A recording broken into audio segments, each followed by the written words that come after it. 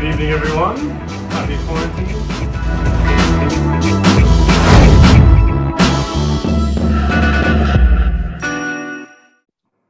Hello, everyone. Welcome to this edition of Get the Fork Out. We have Dennis Ekisola here, one of the premier provisioners in the yachting industry. And the chefs already know this, but for people that aren't chefs, your provisioner, when you're during a busy season, whether it's charter or private, is like your right-hand man or woman to help get these requests sorted because the guests ask for crazy shit a lot of times. So Dennis is in Belgium. I'm in California. Dennis and I met years ago. Have been friends for a long time. I think I met him when I met you, Dennis, when you were just becoming a provisioner for the first time, but you'd already had a career as a yacht chef before that on some of the best boats in the industry. So hello, Dennis. Welcome to Get the Fork Out. Thank you very much for having me on the show. It's my first podcast. So I'm Excellent. a bit nervous about it. So yeah, thank you very much for having me on the show. It's been quite an honor. And I'm a big fan of your podcast myself. Thanks, let's talk a little bit about provisioning and products in general. Yeah. And maybe we can start with a quick look around the whole facility here, where we I'd love that. And yeah. Right. Let's do that. Let's do that.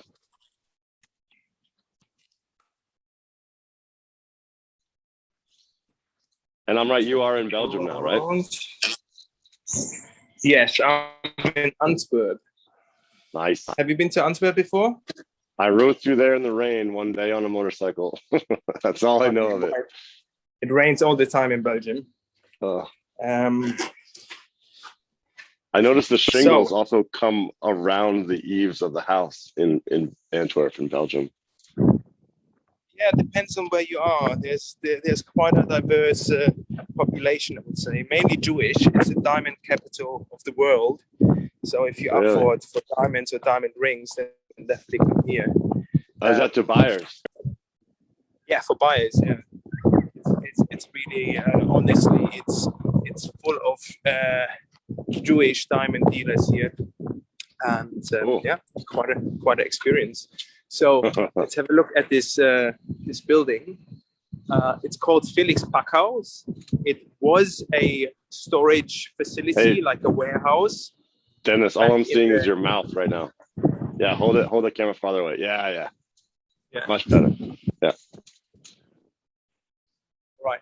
So this building is called Felix Packhaus. It used to be a storage facility for the whole town. So all the provisions came in from the other side, where there's a big port, and they stored it in this building. So it's our little shop here. As you also, can the port's see, on the other side. The port is on the other side. Yeah, we are in the port area. So it's our little tasting room here, where we invite our chefs to see the ingredients, feel them in person, and of course taste them as well. So our tastings are around 2 to 3 hours, where you get the chance to taste the world's best ingredients, of course. We always have some new stuff coming in. Also sake. I'm a massive fan of sake myself. Japanese ingredients, Korean ingredients, and equipment, all the cool stuff what you need as a chef. Very nice. And do you pack orders out of here, or do you have a separate spot to pack orders? We have a big warehouse in Holland. Okay. This is for the large orders, but all the small orders, it makes more sense to pack them here, as it's more reactive. It's quicker. We can ship most of the times till 5 p.m. and DHL is just around the corner, so it makes it kind of a good logistic hub too. Yeah, that totally makes sense. And you're not far from Holland either. I mean, you're what, a couple hours away from the warehouse? 40 minutes. 40 minutes from the border. Yeah. Not too far away from Necco, and we supply yachts. So, but they're good people too. Yeah. Yeah, we are friends. Yeah, we are. So, yeah. Yeah, thanks for the tour. That's cool, man. It's I've missed all of your tastings just by circumstance. Like I'm never in the right spot at the right time, but it's one of those things I've always wanted to do, and I've heard nothing but good things, like really rave reviews. So any of you chefs out there, if you get the email, definitely go see Dennis and do one of his tastings. It's amazing. I guess that leads it. If you see me checking my phone, it's just that's where the questions are. But this is a perfect like segue into. I would love to talk about your history as a chef and your history as a yacht chef, but let's talk about your connection to. We'll get to that. But what's your connection to Japan? Like, why?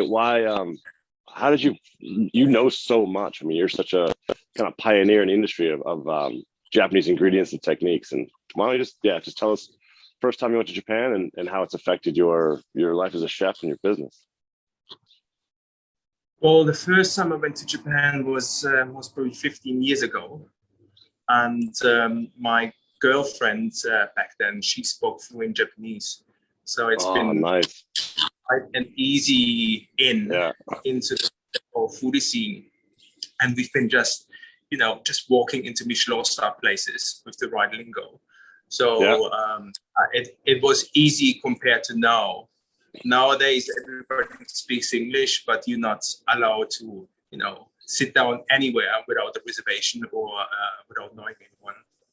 Super crowded nowadays, and it's difficult to find the right ingredients. So you have to travel a lot further than, just hanging out in Tokyo. Mm. So that's how things started. And so we just started picking some ingredients off the shelf of these, high-end ingredient places in Tokyo, and we imported them. And I can still remember our first big meeting we had with the chef was in San Martin. We illegally imported like 6 bottles of each, very small product portfolio, and they all tried it, and they've been bidding each other out just to get a bottle of this, Sambai sous or irizake. It was much of a goal back then. Well, that's what I was going to ask you. What was it hard to initially import for the first time? Because whoever's not in yachting realized that these things need to be imported into different countries from Japan, whether it's St. Martin or Belgium, France, Italy. Well, as I was saying before, it was all illegal, just, into the suitcase or via DHL. Yeah. And nowadays, you cannot do this anymore. Everything is checked. You need to have the right documentation to make sure the product is not contaminated, or some of the ingredients are not allowed in that country of destination. So it's quite serious compared to back then. And I would say we're quite specialized in importing in general, starting from dry stores and finishing with Densuke watermelon, where you pay around €4,500 per watermelon. Oh, that's not the square one, is it? Or it's just a good watermelon? Actually, a black watermelon. Okay. And it grows only in Hokkaido. It takes around 6 months for the watermelon to grow. And not every watermelon has the right amount of bricks. So it needs to be sweet enough in order to be classified as Densuke watermelon. And what's so special about it, it's not only sweet, it's also very juicy and crisp. So for me, it's the best fruit in the world. Really? That's amazing, man. I remember, I think it was a few years ago, we were chatting and, I asked you what it was like to transition from being a full-time yacht chef and cooking all the time to being a provisioner. And I remember, and correct me if I'm wrong, but basically you were like, my product knowledge has gone up 10,000% about what I know about food and where it comes from. So it's still kind of hitting that same level of food that you had as a chef, but as a provisioner, you're just blown away. You didn't see that coming, if I remember correctly. Yeah, it was a massive learning curve in terms of product knowledge and logistics, coming from the chef's perspective. And in our tasting room, I see every single tasting It doesn't matter if they have 1, 2, or 3 Michelin stars. There's so much that you have to learn as a chef because you cannot know everything. And there's so much new stuff coming out that you need to keep up with it all the time. Yeah. So it's quite advantageous if you have someone who can help you to find these products and keep you up to date. Yeah, I agree. The stuff I've used you a few times over the years, and the stuff from Japan, this Korean stuff, even the Mexican stuff, you're getting legitimate stuff from these countries, not the cheaper, dumber version from America or from France. You know, you're not getting old El Paso from Mexican. You're not getting Kikkoman soy. And so I've learned a lot through you about these boxes that you send with these ingredients. I'm just blown away. And half the shit I can't even read the label because it's not even in my alphabet. You know, I appreciate that though. It's adventurous when you're kind of cranking in charter after charter and you get this box of goodies and this provision. You're like, oh shit, all right. And we all hang out with some spoons and we taste everything. It's so fun, man. Yeah, and I appreciate what you bring to the provisioning game for sure. Thank you. I have to say it's quite fulfillment because cooking on a yacht, it's really such a difficult job because you have to wow your customers every single day. Yeah. And compared to restaurants, you can't be cooking the same dish twice. So you always need to have some extra jokers up your sleeve and, you know, be able to also tell the story as this reflects on the tip. So again, this is one of the reasons we started to find more and more specialty ingredients in order to give the chefs more, you know, more firepower really when it comes to charter. It makes a lot of difference. I just recently did a big Asian shop in West Palm, and it was like, I think because of you, but like my standards have changed, like what I want to buy for my Japanese and Korean ingredients and Chinese even. So I'm in the shop. I'm just like, oh, this is just cheap and dirty. It'll work. Like it'll work. It's just not as good as the stuff that Dennis would have got me. I was like, oh, Dennis would, if you looked at his nose at this and this, he'd be pissed off at this. Yeah, whatever. It's gotta happen. I need it. You know, like bottom of the barrel soy sauce. Like just that's all they had. Really kind of the sweet chili was okay. It was from Thailand at least. Whatever. Right. What about what when did you start cooking? Like how old did that happen to you? That event? Well, I started cooking when I was 15. I'm 40 years young now. So back then cooking was very old school, very, very boring, I would say, compared to now. And I studied in Germany. And from Germany, I had the chance to, you know, work abroad on the yacht for a German family again. So I've done this before I finished my training in Germany, working Michelin-starred restaurants over there. But back then, I also realized that this Michelin-star game, it's, you know, if you want to push yourself, it's great, but it's not that real kind of cooking where you're on the spot and you have to create something out of ingredients you don't know, or for customers, they're very specific and demanding about what they want and how they want it. So you kind of create your own style of cooking, which is not this copy and paste. And there's a lot of copy and paste around, especially on Instagram, where you can get, you know, more than just the inspiration on how to create a dish. But what you really want to do is you want to find your own style. You want to know that you are able to create a dish which makes you happy as a chef. And it's not showing your ego and showing your attitude. I don't know. It's you see it most of the times that people trying too hard, and food should never be about this. And some of the best food in the world is very simple. It's simple. That's simple exactly it. Simple ingredients. Some of the chefs that even in the yachting industry that post on Instagram, some of the stuff is so complicated. Like, but I did the same as a younger chef, and I'm sure you did too, where it was almost this ego and this insecurity of I need to show everything that I know in this one dish, pretty much. Like I know all these flavors combined, And now it's trimmed down. So I want 3 strong flavors that accentuate and they're positive. They can even be a little bit shocking, but they're not going to be this compounded layering of like, oh God, I don't know what that's going to taste like when I see it. But I think we've all done it getting into the game, I think.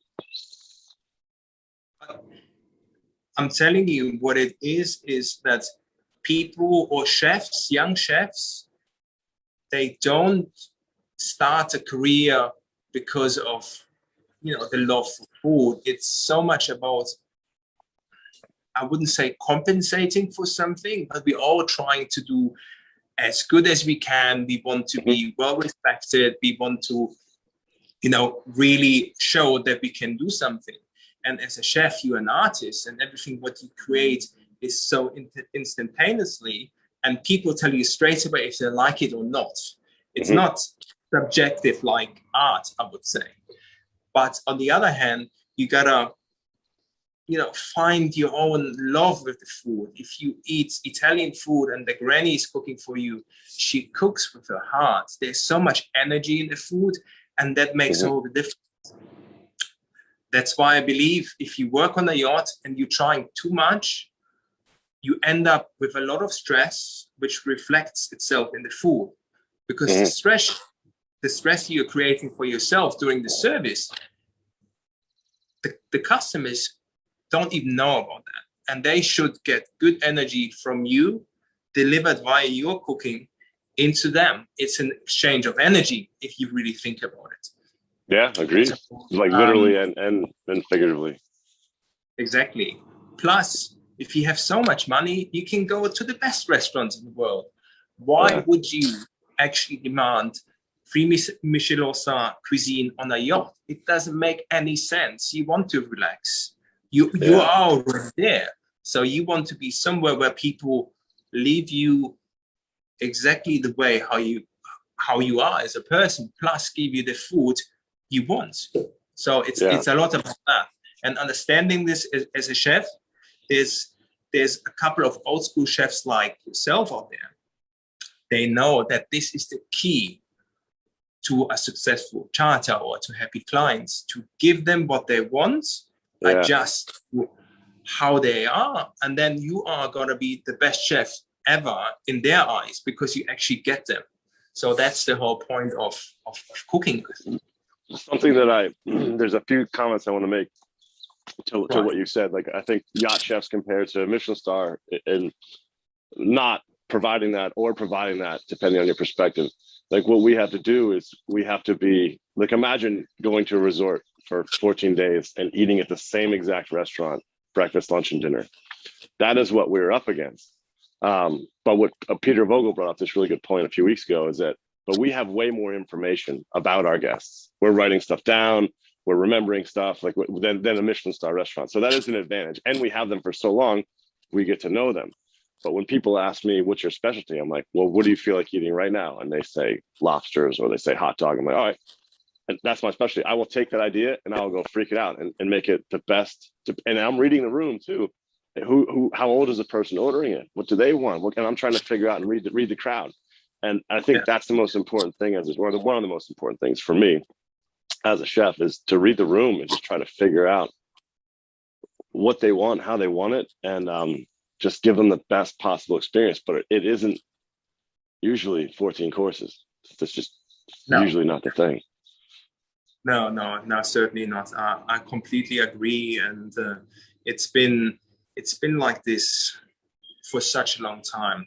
I used to work for a very old person in the yachting industry, and the food he wanted, like, he's well known. I don't want to mention his name. Oh, you don't have to. What he wanted was this really old school French food, like foie gras, seared, pan-seared with lentils, and he got this French chef. And I thought he was very arrogant. He was very, up himself. But the way how he cooked it, was exactly that what he wanted. Nothing else. Yeah. No garnish, no fucking around. So for him, he was the number one. And that's what it is. You got to understand this, that there's no good, there's no bad. There's just like whatever the person wants, you have to give to them. Yeah, and you have to be that right chef that's willing to give it to them, because like certain chefs wouldn't fit into that category. It's like, well, no garnish, or we're never going to do Thai. We're just going to do French. So you have to, and someone else, Helen brought this up. It's like you could be kind of like leave a job miserable and on one boat and then go to another one, and you're the best chef they've ever had, just because you fit in there better. It's insane. It's such personal taste. Yeah, 100%. Yeah, that's the luxury part of it, though, is like having a private chef. Like even going to a Michelin star restaurant, they're not really going to cook you what you want. You're there to eat what they want to give you. Whereas a private chef, we have to be these amalgamous changing, which is something, that's the part I love. Like I don't want to cook the same shit every day. Definitely not. And that's what I love, that it's always creative. Like I can always just kind of cook what I want. I love it. Yeah, for sure. And how long did you work on yachts for as a chef? And how did that end? When did you realize, like, nah, this is it? So I saved this money. And well, to be honest, I didn't save any money. I was just living my life, especially the first 5 years, been incredible. Being able to travel, go to all the restaurants, have that experience, which is like completely out of this world, eating like a millionaire.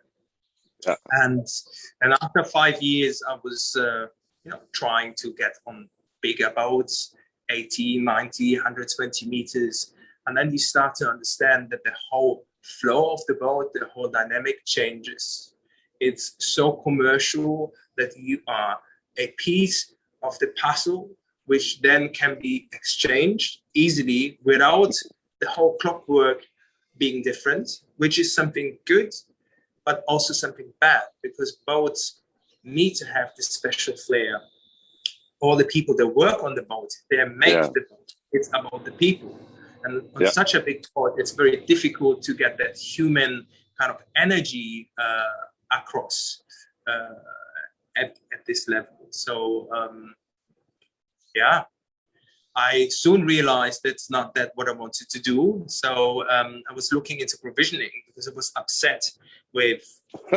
You upset with provisions? I can't imagine. What is this shit? Okay, nobody's talking about that. Yeah. If you look at Metro, all these big supermarkets, suppliers, there are people, they're deciding on what you are going to have access to and what not. And that's all specific to every single country. Yep. Metro Group is right after Carrefour, they're massive. And they decide what you're going to have. So at the end of the day, there's no choice. And smaller producers, they have no opportunity to get their products onto the shelves. So that's just fueling that whole commercialization of food quality and products. And it's also, whatever sells in a Metro sells maybe somewhere else better, or it doesn't sell. So, these big suppliers are really bad. They're really bad for hospitality. They're good in terms of having the quantities for simple things like butter, flour, milk, you name it. But when it comes to actually helping chefs, they're no good. They're no good. They're not for chefs. They're not for us. They're for home. They're for people. They're not for chefs. That's the difference. But that's all we're stuck with, like. Yeah, but most of the yachts, they go to Carrefour or, Well, you have to. There's no other option, really. For certain circumstances. Otherwise, we can use Dennis. Now, to be honest, I don't want to do everything anymore. That's over for our business, because you cannot do it. It's the same topic. If you try to do everything, you need to find a medium line in between, where you have medium quality, medium price, so you can serve everyone. But if you're a specialist, then you can pick and choose from your specialists what's good for you, and you can create your own portfolio depending on how your trip goes. So it's just about, command and conquer, breaking down on what is important and what is urgent for your trip. And then from there, you can choose your suppliers and you can make your arrangements, because it's getting more and more difficult nowadays with provisions, COVID, massive problem, order regulations, certifications. So how can you make sure that you always get the product you need wherever you are? You need to have a very good plan as a chef to organize yourself on what do I need, what can I get somewhere else without having to, get it shipped from Belgium or Holland or France. Like it's a lot of responsibility in terms of planning for a chef, not only from making sure there's food on board, making sure that the food which is on board has been procured in a, in an economic way without spending too much money and without making it difficult for the itinerary of the boat. And that's really something which has changed over the last 15 years. I remember when I first started, there was National Marine, and there were the guys, they would get you anything. It doesn't matter what it is. You just tell them and they get it. And these times are over. There's so many management companies. They're checking prices, checking products. You can find everything online. Quotes. Exactly. And I had a provisioner tell me a good one, who I'm sure you know. And the captain asked me for a quote, and I already pushed back on that. Like, it's not engineering parts, it's not tech parts. This stuff fluctuates. It is. So I got to get 3 quotes and then choose one provisioner and piss off the other 2, waste their time. It's really inefficient, especially when you're cranking, especially when I know you're busy, I'm busy. Like, no quote. I'm just gonna use Dennis. Like, I check the prices at the end. If it's bad, I tell them to fuck one of those things off. Like, that's too high. Like, that doesn't work. Rather than, and I'm sure you would rather do that too, than quotes for boat after boat after boat after boat. Yeah, quotes don't really work. You can't compare a tomato with a tomato, and everybody knows it. Unfortunately, the management company don't know that. Plus, the captain is maybe not such a specialist when it comes to fruit and vegetables. So it's all understandable. I'm not saying it's outrageous that they're questioning quotes, but it's not applicable for what we do when we are searching for quality and we are having to deal with non-experts who are approving these things. Yeah, they're out of their depth. They really are out of their depth when it comes to it. You're like, but the good ones, I've had some really great captains too, where they'll never ask for quotes. And back to what you're talking about in terms of coordination, it is intense. If you're doing back-to-back charters, where are we getting our next drop? We're moving. Guests are changing their minds all the time. And then which provisioner are we going to choose as we cruise across the Med and get from country to country? How can you get trucks? Bye, Mary. You can get trucks that come over Italy, you can go into Croatia, and then what do you do if you're in Montenegro and like all this shit? It's such a logistical nightmare, but it gets easier the more experience you have. It gets a lot easier. And the captain and first officer, like that's and purser. What's going on? Where are we going? Because we need to organize this. All right, yeah, cool, sweet, done. But it's intense, but that's part of what I like too, though. I like that kind of what's going on, where are we going, like how can I get cool stuff here? So I think you're right. That's changed. Yeah, that changed massively. I think the future of your provisioning. Here we go. That's my personal opinion. I think chefs should really work with several provisioners. Mm-hmm. You need one main provisioner who is the guy who is taking care of the logistics and who always knows what's happening with the boat. This guy you need to have. That's your number one. Yeah. Then you should have your number two, which is taking care of the specialty items. Because, I'm not saying this because we take care of specialty items, but if you are a provisioner who is the number one, you take care of pretty much 80% already And then if you get specialty items, you need to allocate extra time for sourcing these specialty items. If you don't have any network or, you know, experience, this becomes very, very hard, which means you employ more people or spend more time on sourcing, which then increases the price. So at the end of the day, it all makes complete sense. Let the people do what they're best at, and then from there, just pick who you want to work with. Yeah. And then it's really easy because you have a backup, really. We have a backup. You can already say, okay, this is what I need from my number one, and this is what I need from my number two. And then, of course, you have your local guys. And they're all very good. It doesn't matter where you go. They're all very good at what they do. I wouldn't say all of them. I wouldn't say all of them, man. Can I bring up a pet peeve that I think you're going to agree with me on this one? Is like you go into, say, Sicily or Sardinia or somewhere, and I'm not bagging on captains here, but it doesn't. They never really care that much. But they're like, oh, but our agent has a provisioner. I'm like, nope, fuck no. That is not. We're not using an agent provisioner. That's not a provisioner. That is, let's take some more money from the yacht and piss off the chef. That's what that is. Yeah, I mean, so they aren't all good out there. I can't think of one agent provisioner that I've actually enjoyed working with. Not one. In Italy, it doesn't exist. It doesn't exist, no. It doesn't exist. But Italy's I mean, a tough one. Agent topic, I don't really want to get into it because you know exactly some of the Italian agents. Complete.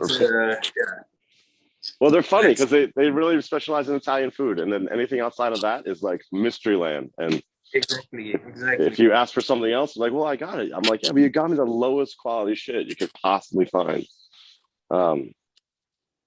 Provisioning's a funny game. I love it though. Like it's like I said, you guys are so important to the chefs. They're so integral, and I think that gets lost on management and that gets lost on captains. How important a good provisioner is, because they're like. I feel like provisioners to captains and managers are like throwaway. Like, I just get another one. I'm like, no, there's a relationship there. There's a camaraderie, and there's just knowledge of each other about what I've ordered in the past, cool shit I might like in the future.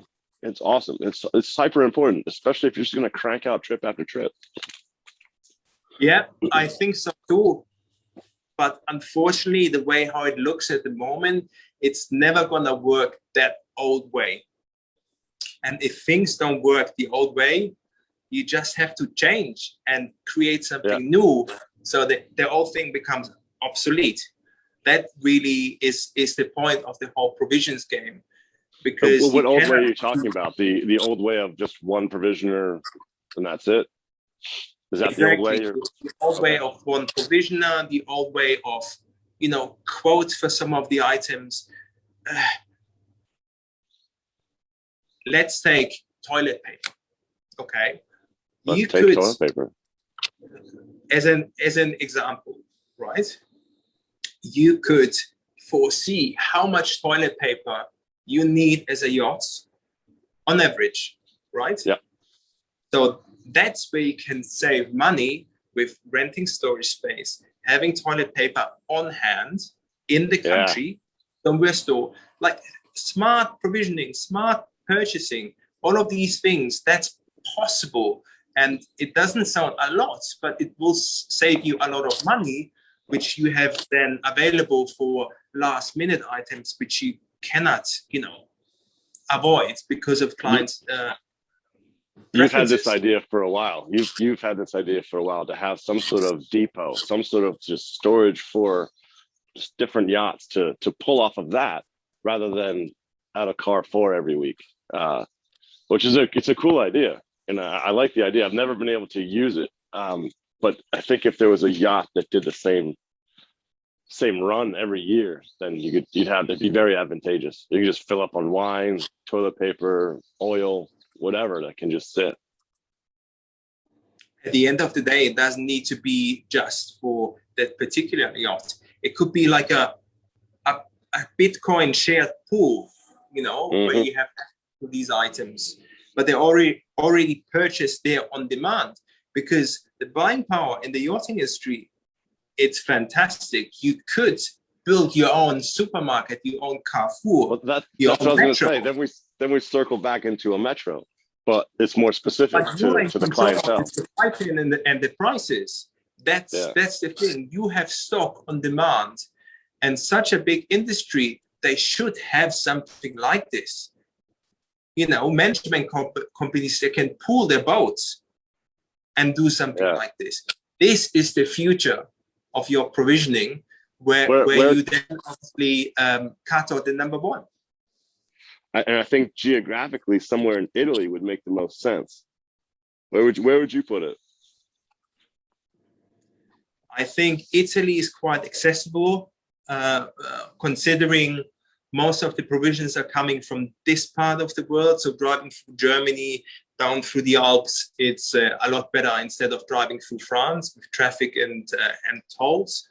And logistical access as well. Italy is quite good. I would have it somewhere in around Genoa, Milan, Genoa.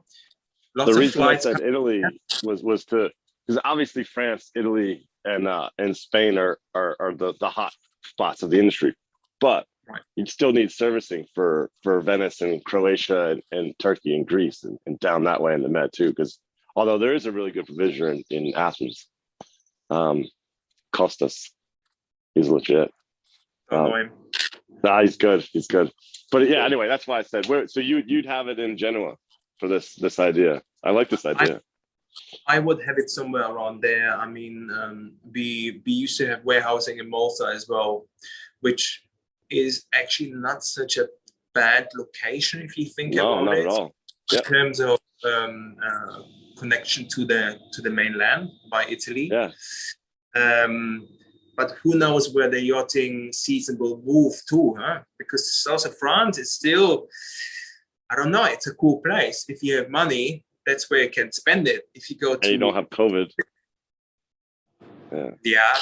Well, COVID is everywhere nowadays, right? So France, I think it's still going to be a nice place. Sardinia, it's a beautiful island. I mean, you can't really take away the whole milk run because it's still interesting. And wherever else you want to go to, Croatia, I mean, I haven't been to Croatia for a long time. The last time I went, I had to fly in some caviar via hand luggage because it was so difficult to... I think we'll be down there this summer, so I'll let you know. But I think what happened with Montenegro? Because that was always a weird one. For tax reasons, we'd always pick up in Montenegro both guests and food, and then go to Dubrovnik and then hang out in Croatia. Is that still the case? Yeah, because that's where your charter starts. Because it's cheaper. Exactly, that's one of the reasons. But Montenegro has some restrictions on the import on products if you do it a non-commercial way, right? We work with someone, especially during COVID, we decided to work with a big transport company which has all the documents, so we don't have these issues at the borders, which are they're an issue. Some things get stopped there and you're like waiting, and the guests are waiting, and there's provisions stuck. You're like, oh no. What are you going to say? Like, I'm a yacht provisioner, here's my license. Or are you going to say, I'm a big transport company, here's my ISO, here's all my documents. And, it makes a massive difference. No, it's a good move. Just get through. Yeah, those borders are weird. Because it would be much easier to pick up food in Dubrovnik. Like, it's part of the EU, it's simpler, but all the contracts are signed for Montenegro. And it's just because it's cheaper. But it's always been a hassle. And then the guy that I was using there, I think it was Yacht Pantry, Shimmy. He's packed up and gone back to New Zealand. So I don't know what's going to happen there. But nice dude. So it's still a funny part of the world when it comes to provisioning, because just the distance. Let's look at Nice. Nice is actually quite far away from any big city in France. Like, you got Marseille, but from Paris to Marseille, and then from Marseille to Nice, it's long distances for products that grow in the center of France or coming from Holland or Belgium.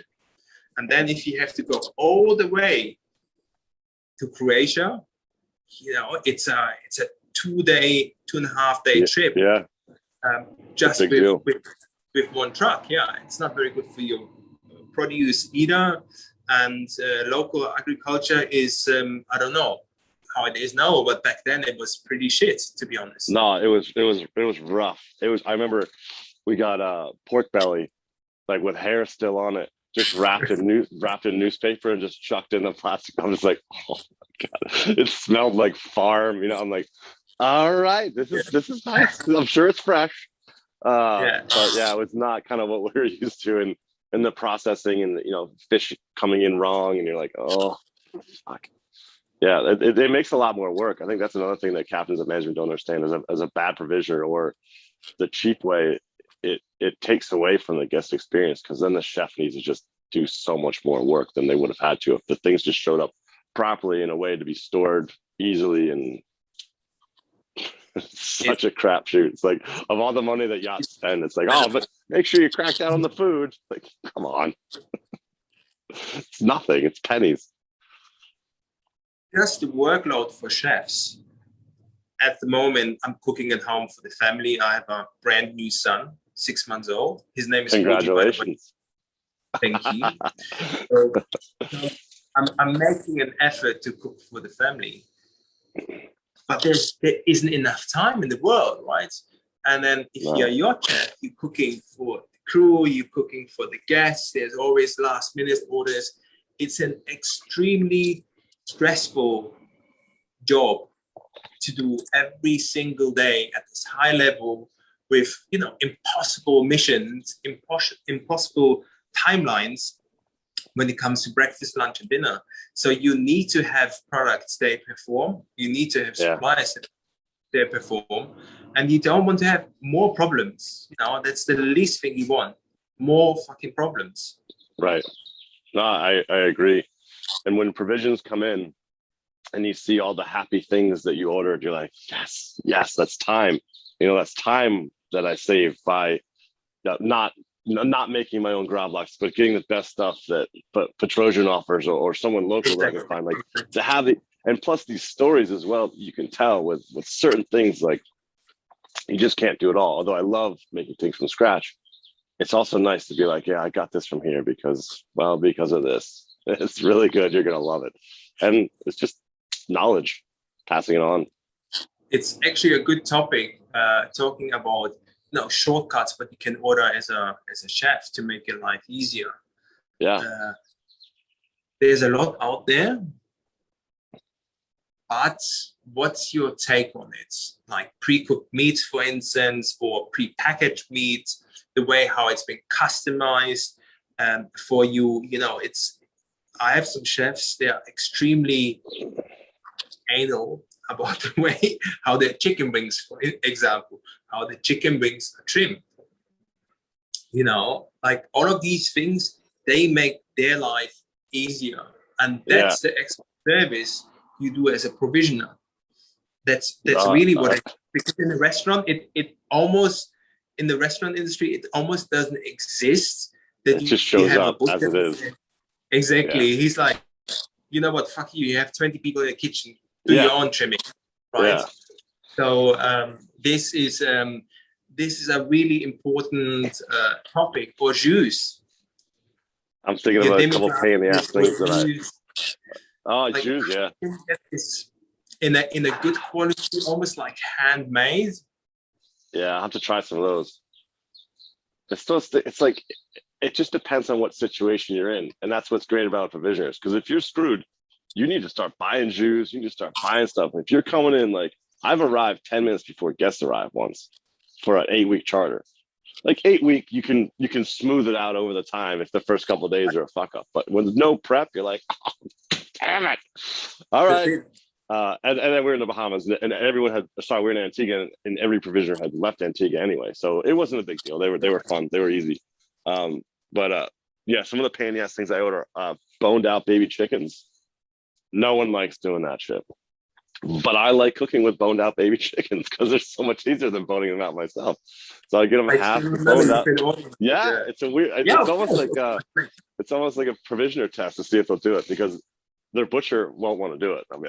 They're like the legs too. I'm like, yeah, the legs. You can leave the wing, take the legs. I had this. I asked for this once in. I don't remember where it was. Somewhere in Ibiza area. I can't remember. And so I asked for boned out baby chickens. He brought whole chickens, full grown chickens, not cut in half, boned out completely, even the wings. It fucked me up. I have an Instagram because I have a whole chicken in my hand with no bones, just going like, like he's like, it took me 45 minutes each chicken. I'm like, you could have split them in half, bro. I had no idea. So cool. Well, Yeah, there's definitely some really good old school butchers out there. They can do whatever, and they just do it for the challenge. Yeah, that's what this guy was. He like giggled as he handed it to me. This sack of boneless chickens. It was bizarre. It was so weird. But yeah, that's another that's another tick in the favor of provisioners. Like they save you time. They're giving you time. They're giving you, and I know I'm complaining about time a lot, but honestly, some of our days are like 18-hour days or longer. Sometimes you get a break in the middle somewhere, sometimes you don't, depending on the guest, and it's just hectic. So if you can get these little tricks, these little get out of jail free cards, just like boom. And if you have the time to do it yourself ahead of time, of course, have them done and ready in the freezer and dry stores. But sometimes you need to get some stuff in that's just going to help you. Like, all right, that appetizer is pretty much done. That's 3 things put together, finish, next, and continue on. But I don't want to get too far off topic because one of the things I want to ask you about was like I saw during COVID you went Koji crazy. What Koji mad, man? It was all your posts. It was awesome. And it was, I think you were the first, I think you were the introduction to Koji to me. And I just thought it was really cool. And just like mold covered carrots and Koji aging beef. So how did that start, man? Well, that started most probably 4 years ago in Nice when I first experimented with Koji or Shio Koji, and I made it on my balcony. So it's very simple. You just need to have your Koji rice, water, and salt. And the salt helps to keep the bad bacteria out, whilst the water and the Koji start to ferment, which then protects the whole ferment for, bad pathogens and bacteria. So this is what I was doing on my balcony, and I tried it. I was like, this is funky. It's like natural wine. There's a really nice acidity. I loved it, right? So that was the first encounter of Koji. And then I started to grow my own Koji directly on the rice. And now we have a dedicated company for this called Kojinomics. So we make Koji products, plus we refine products with Koji. So we have restaurant customers that want to have a whole, beef ribeye Koji-fied. And what it does is the Koji starts growing on the surface of the meat, and the enzymes will turn the proteins into amino acids. So it will create more flavor, natural MSG. It will tenderize the meat at the same time, and it will accelerate the aging process. But not only, like half, like 10 times faster than the usual process. And dry aging. It's really incredible what you can do, what kind of flavor profiles you can develop with it. And, the applications are virtually unlimited. We've done some coffee where the coffee beans are getting Kojified. Wow. So then after the roasting, the coffee has this really toffee, subtle aromas, but it's almost like amplified. So you can really taste that the Koji has changed the structure of the flavor molecules in such a short time. So is it better than sending a coffee bean through a civet and out its ass in Indonesia? Does it give you more flavor than that? Well, I reckon if you do both, that's gonna be. No, leave those poor civets alone. I've been to Indonesia. It's like scary, man. Just people just force feeding these poor weird cats. Just no, because I mean like, the koji I believe, but like if you had a coffee bean and you rocket it through an animal, it's like those beans are so hard. Like how are the enzymes even going to work on it? Like I just refuse to believe that it changes the flavor. And Yes, I just think it's cruel.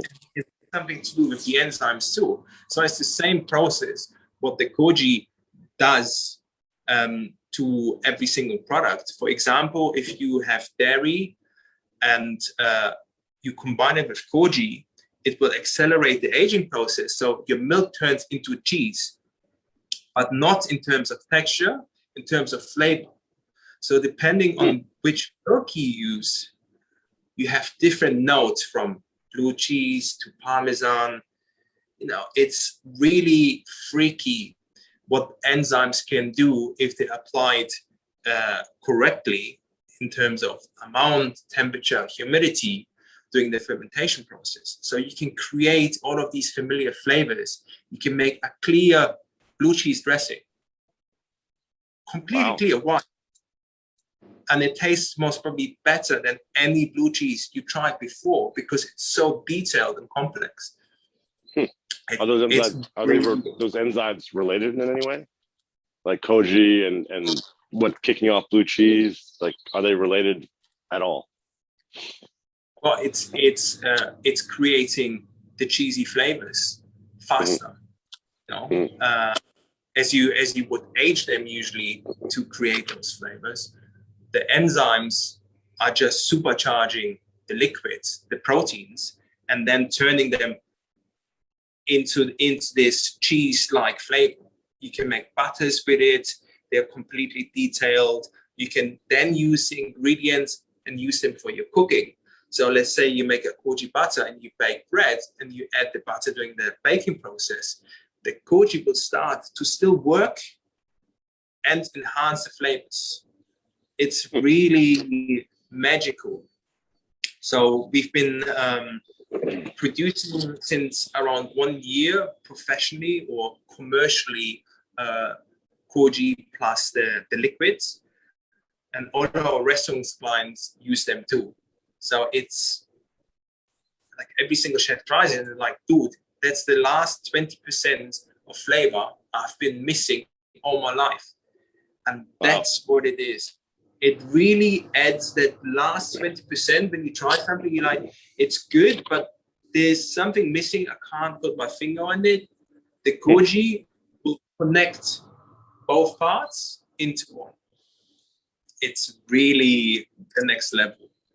And then how would you introduce it to a yacht chef? Like how? So I saw you had those cedar boxes, and are there kits that people can buy to kind of like start this experimentation on board?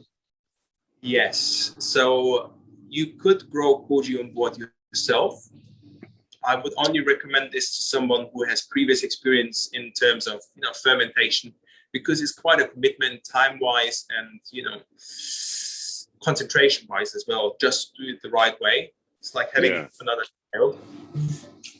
But what we do is, let me show you.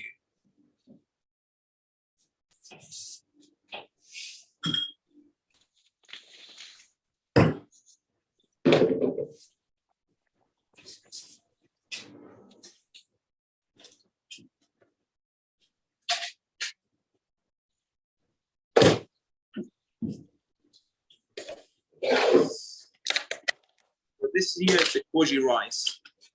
Mm-hmm. And what does that mean? Is that a certain kind of rice, or is that kojified rice? It is. The base is a smoked arborio risotto rice. It's super. It's very special. Wow. Really, really special. So you have to inoculate the rice with the spores.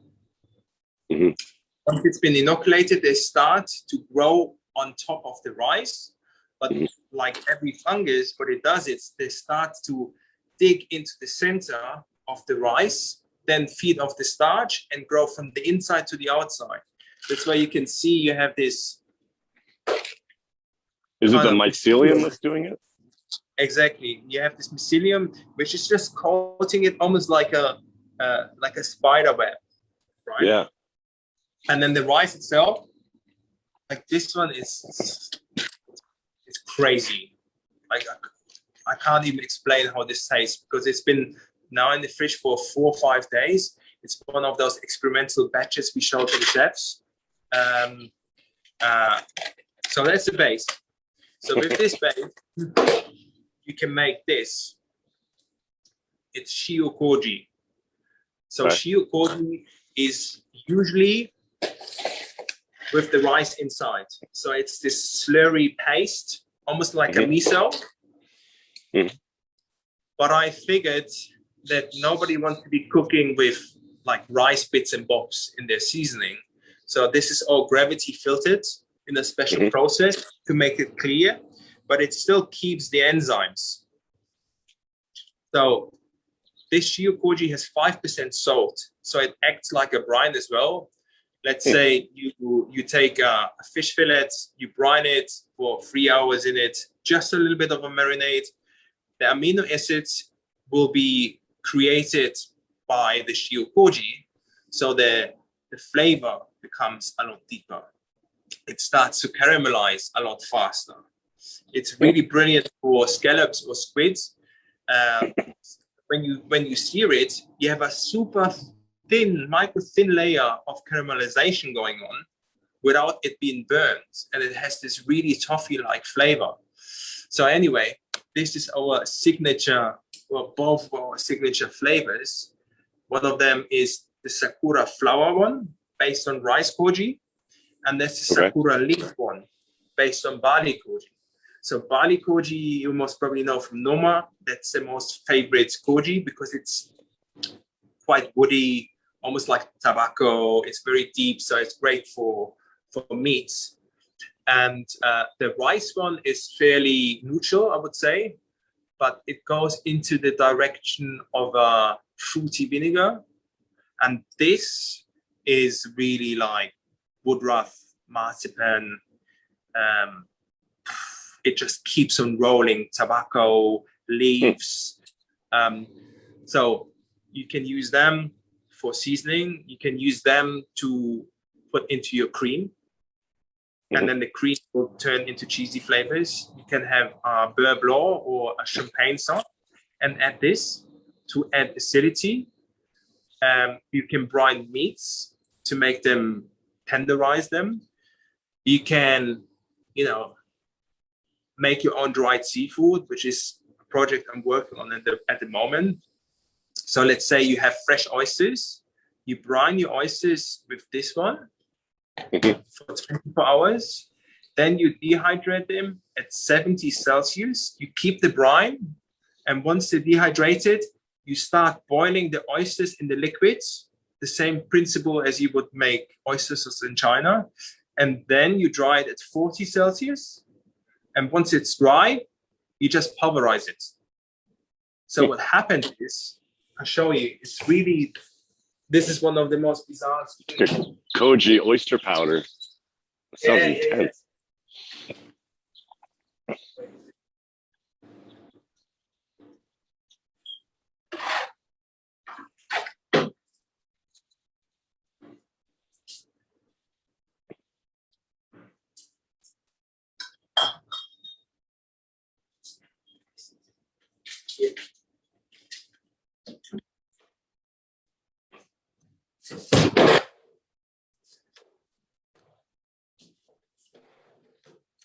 Okay. So this is the oyster powder. I don't know if you can see it properly. Yeah. So what happens is the enzymes, they still start working on it and the flavor changes. So it tastes like there's MSG in there, but basically what the koji has done is it has created its own MSG out of the oyster. Yeah. So it's a completely You just different made an flavor. umami bomb. Yeah, It's an umami bomb right there. I want to try that. This one is amazing. So it's a pickled radish. It's also done the Chinese way, where you salt it at first, lacto ferment, and then you almost sun dry it. And after that, you brine it with vinegar and koji. So that's been brined for 1 year. The flavor is out of this world. I believe it.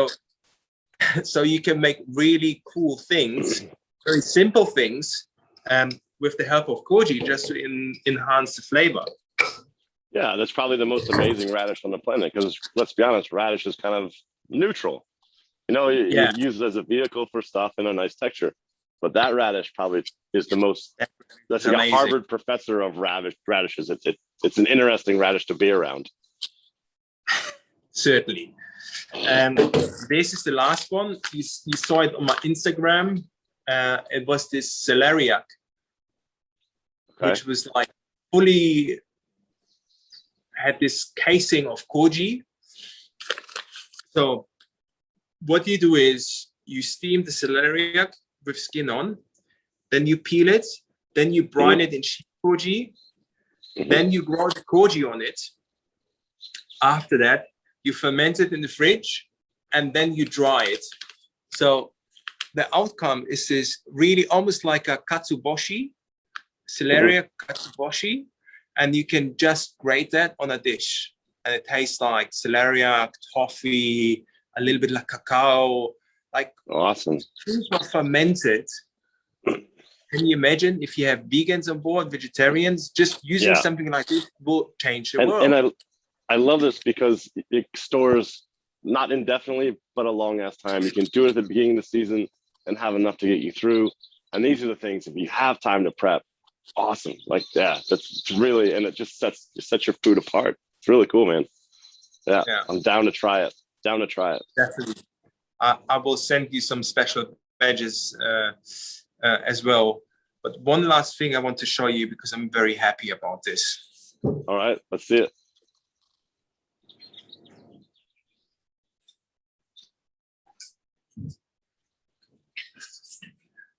So we started working with this company from Korea called Hanega to make vinegars since 35 generations. And this is a vinegar made from Korean red pine needles and ginkgo berries. You never, ever tried something like this before in your life. It's an LSD-like flavor experience of a product where, like, seriously, every single tasting I have, people, they're just baffled. They don't believe that flavors like this exist in a vinegar. So detailed, so well balanced. It's really the next big thing. And they're quite known in the US. All the big restaurants work with it, but in Europe, no one works with them. So now we started to import, and we are, marketing it to our chefs. And it's been really, really interesting to see what they think about it, because it changes completely the way how you cook with vegetables. You don't need, that's the shit. It's such a good vinegar. And I'm we so have hungry lost right now, and that sounds amazing. I would just drink it with water. You should, if you have time, we can have a virtual tasting, as we like to call them. So we go through all of the ingredients we have, and I try to explain as good as I can about them. Yeah. But there's so much to see just on the items what we have in the shop, which is like fun. It's so much fun because you're getting that fire back. You kind of miss sometimes, especially before the season. You need to have something to look forward to, new items to try, and of course, working on your own. We can talk about this off camera, but I think I'll see you soon. I'm going to head up to Holland and hopefully Germany as well before I join back with Arians. It just comes down to COVID, but side note, I was COVID positive 3 weeks ago. Now I'm COVID negative. And so I think that gets me a little bit of a carte blanche. It's not the vaccine, but it's kind of the same. Like, yeah, that's why my voice sounds like this. How was it? Easy. Without getting too much into it. Yeah, it was like 2 days of not feeling okay, but it wasn't that bad. So I got it very easy. I have a tendency to be like, oh yeah. I don't want to downplay it because I know a lot of people had struggled with it. Two friends of mine on the boat, they got it. They were down for like 3 weeks. They were sick. I didn't get that, but it was there. Slept a lot, but yeah. So anyway, I will be up there for sure. I'm gonna do a little road trip with my dad, and then do this, man. I'll see you. See you because I'm gonna go to I think I'll be based out of Rotterdam while I'm there, and then I'll move around, man. It's not far. 45 minutes from us. Yeah, sweet. One last question. Can you give us a funny story of ridiculous provisioning requests, either from a guest that via the chef or just the chef fucking it up? Like tins of caviar. That watermelon was definitely out there, where we had this request for the Densuke watermelon, which is a black watermelon for a colored individual. So all he likes is black fruit. So we had to get this. And it was so insane because you cannot import this fruit the normal route. So we had to engage a team in Japan to get the fruit within 2 days, to get the fruit from Hokkaido to Tokyo, special transport. It came in a wooden crate where you transport artwork in to Tokyo, from Tokyo to Amsterdam. And from Amsterdam, we picked up the watermelon and we had to repack it because it went onto a smaller plane. And then from there, it went to the Czech Republic and then to Sardinia. So I was meeting the watermelon with the truck in Sardinia and, Italy. You were meeting the watermelon. I was flying in just for that. There was and another how much was it? standby for this. So what happened was I went to the customs and they said, there's no watermelon. And I looked at the guy saying, what do you mean? I have to fight you. He's like, no, there's no watermelon. We are in Italy. We have the best watermelons. There's no watermelon shipment for you. Oh, and I was like, typical Italian thing to say. It's like, this cannot be true. So I went to grab my wallet and I was like, so where's the watermelon? And it turned out there was a watermelon, which he then handed over. And I delivered the boat, and the boat was very happy. Good. But this is insane shit. This is really was the most I've ever done in terms of adrenaline, uncertainty, and what could go wrong if you charge €4,500 per watermelon. So all said and done of this anxiety-riddled story, with all your time included, how much do you think that watermelon cost? Well, we sold it for $4,500 per watermelon. Okay. And we had 6 of them.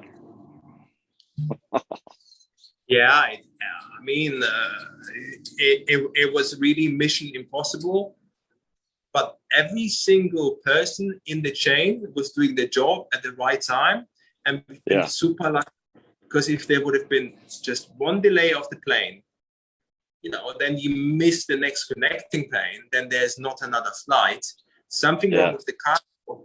And it was temperature sensitive as well, because it couldn't be too cold. So once these watermelons are harvested, they need to stay the same temperature.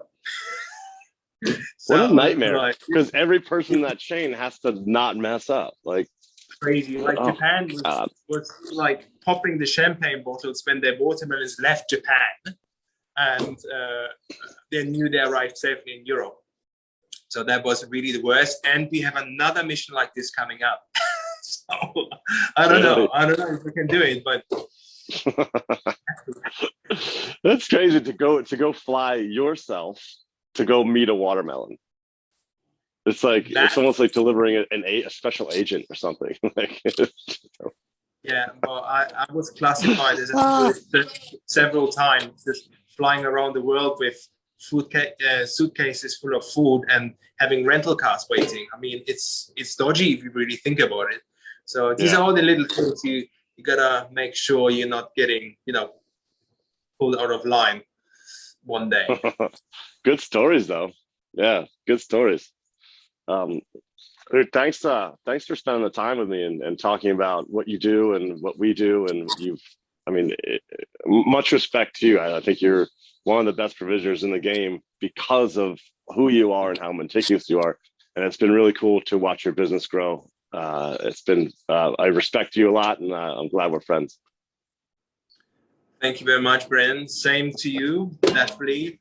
I hope we're going to be working together season. Yeah. And please, if you have time, come down. I would really like to show you everything. Also, the fermentation lab. It's super interesting. I'd love to do that. I have the time to do it. Right. It's just been kind of weird with being sick for a little bit. Kind of puts a damper on your spirits and like what you're planning to do. But now I'm good. I'm ready. But thanks, dude. I appreciate it. I'll see you in Antwerp. Thanks for being on Get the Fork Out. Thanks for your time. Take care, Brennan. Bye. See you, homie. Bye.